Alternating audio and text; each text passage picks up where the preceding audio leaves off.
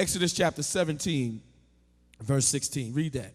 For he said, because the Lord has sworn. Read that one more time. For he said, because the Lord has sworn. Read on. That the Lord will have war with Amalek from generation to generation. Now, the Lord have sworn. How Amalek think what Agag doing coming delicately thinking thinking that the bitter of death or the bitterness of death is past. God made a promise. Saul wasn't going to get in the way of that promise. Do everybody understand that? Everybody got that? Everybody understand that? Everybody got that? Let's go back to First Samuel chapter 15. 1 Samuel chapter 15.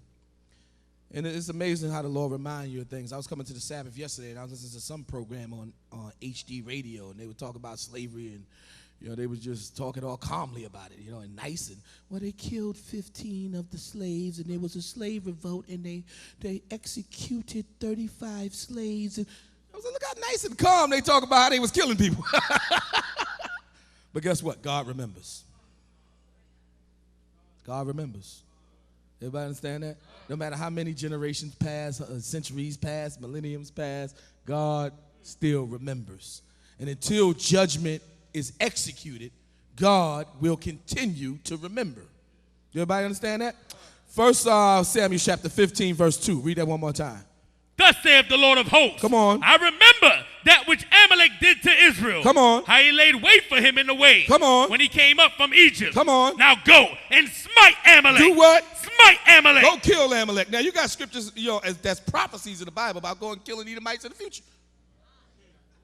And people just think, well, that's for the old time. Those are prophecies that have not yet been fulfilled. We see there came a time in Israel's history that God said, listen, go fulfill that commandment. Go smite Amalek. Read on. And utterly destroy. And do what? Utterly destroy. There's a prophecy in Obadiah. Do I need to go through all this? Get Obadiah, because I got to go through all this.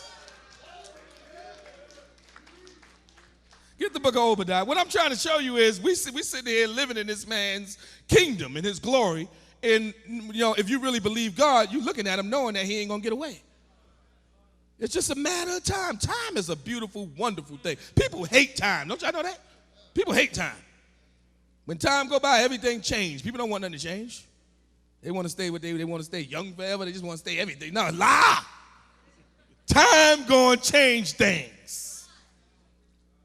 Everybody understand that? Everybody got that? So people don't want to see that time go by, but a lot of time then went by, and it's coming to the time of God's judgment. When you read the book of Obadiah, what is it, verse 18? Come on. Give me verse 18. Look what the Lord said in Obadiah, verse 18, which is a future prophecy which has yet to be fulfilled. Obadiah, verse 18. Read that. And the house of Jacob shall be a fire. Come on. And the house of Joseph a flame. Come on. And the house of Esau for stubble. Read on. And they shall kindle in them. Come on. And devour them. Come on. And there shall not be any remaining. Read that one more time. And there shall not be any remaining. Read it again. And there shall not be any remaining. Read on. Of the house of Esau. Read on. For the Lord. Read one more time. For the Lord. Read it again. For the Lord. Come on. Has spoken it. You know what I get when I hear that? For the Lord have spoken it, I get chills. God don't speak nothing that's not going to happen. The Lord said there shall not be any remaining in the house of Esau.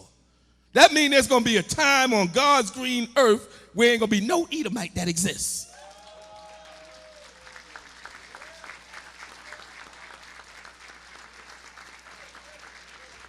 See? People can't deal with that. That's a threat against humanity. I can't believe this. Takes away the fibers of being human. Let me show you something. Give me the book of Hosea chapter 4. See, this is not our beef.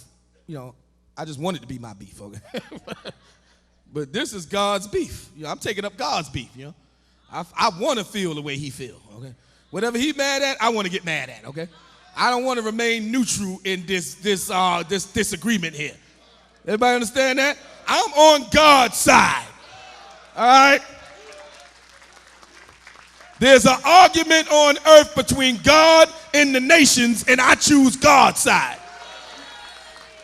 I'm involving myself in that argument. I'm not minding my business. But it ain't my beef. It ain't my beef. This is God's beef. This is God's conflict. Do everybody understand that? Get the book of Hosea chapter 4 verse 1 and read that for me, please. Hear the word of the Lord. Read it one more time. Hear the word of the Lord. Read it again. Hear the word of the Lord. Read on. Ye children of Israel. Read on. For the Lord have a controversy. For the Lord have what? A controversy. Read on. With the inhabitants. With what? The inhabitants Read on. of the land. Yeah, God have a controversy with the inhabitants of the land. Read on. Because there's no truth. Read that one more time. Because there's no truth. Read on. Nor mercy. Come on. Nor knowledge of God. Nor what? Knowledge of God. Read on. In the land. In the land. Everybody understand that, right? Go from there and give me the book of Isaiah chapter 34. Chapter 34. So, you know, if you got people, when you take up God's, you take God's side and you start speaking for God while Satan is on this earth running his mouth, you got people thinking that this is our beef. This is your beef because we taking up the argument. But no, this is God's beef. You know, so this is a whole nother nation that you can't deal with. This is a whole nother organization that you're not going to be able to deal with. It ain't about which one of us you're going to kill because it's not our beef. Okay, smiting the head and this ain't going to scatter the sheep. It's not going to happen. Because our head is in heaven. It's not going to happen. Esau is confused with this nation. I'm telling you, they don't know what to do with it. They don't know what to do with it.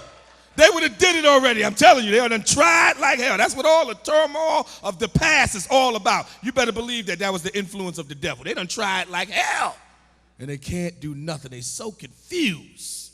But let's see what God is saying. Give me the book of Isaiah chapter 34, verses 1, and let's read on down. Isaiah 34, verse 1. Read that for me, please. Come near, ye nations. Read it one more time. Come near, ye nations. See, God wants everybody to understand this. Read it again. Come near, ye nations. Read on. To hear. Yeah, hear this. Read on. And hearken. And what? Hearken. Read on. Ye people. Read on. Let the earth hear. Read on. And all that is therein. Read on. The world. All that is in the world. Read on. And all things that come forth of it. Read on. For the indignation. Read it again. For the indignation. Read it one more time. For the indignation. Read on. Of the Lord. Read on. Is upon all nations. What is God saying? My controversy is with all nations.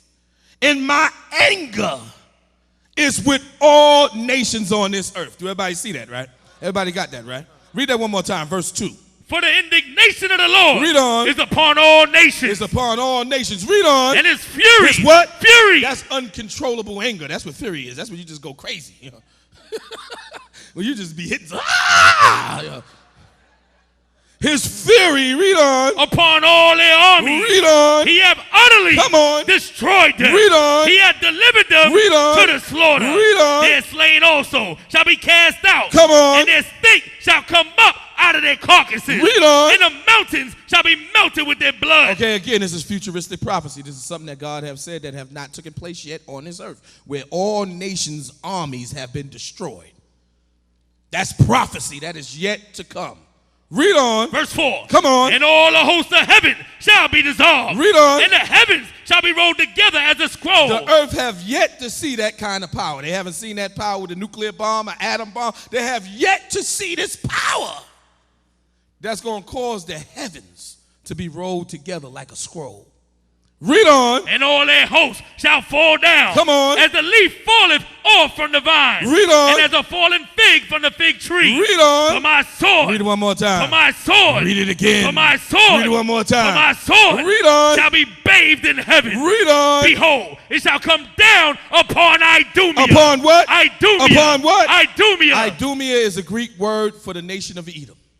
That's the Edomites. God said that's the main one that I'm going to get. That's the main one in that old heavenly state on the planet Earth. Everybody understand that? Read that one more time, verse 5. For my sword shall be bathed in heaven. Read on. Behold, it shall come down upon Idumea. It shall come down upon Idumea. Read on. And upon the people of my curse. Read on. To judgment. The curse that's on Esau is the fact that he was cursed with leprosy. Everybody understand that? No matter how much they want to lie about leprosy and act like it's some flesh-eating disease, it's a pigment-eating disease. Okay, it's a pigmentation-eating disease. It's not a flesh-eating disease. But it will eat pigmentation. Everybody got that, right? Color from off of you. Everybody got that, right? Read on. The sword of the Lord is filled with blood. Come on. It is made fat with fatness. Okay, give me verse 8. Give me verse 8 to get to the point. For it is the day of the Lord's vengeance. Read that one more time. For it is the day of the Lord's vengeance. Read on. And the year of recompenses. In the year of what? Recompenses. Read on. For the controversy. For what? The controversy Read on. of Zion. For the controversy of Zion. This is why God is going to be doing these things. Now, again, the time came for Saul to fulfill part of this prophecy from what happened way back during the time of Moses, when the Amalekites just came out of nowhere and wanted to fight with Israel in the way. That wouldn't make you upset. Here we minding our business, going our way, and an army standing there saying, hey, you're not getting past. Now, their reasoning was, if we let them pass, then they're going to try to go through our land and take over our land, and well, they should have took that risk.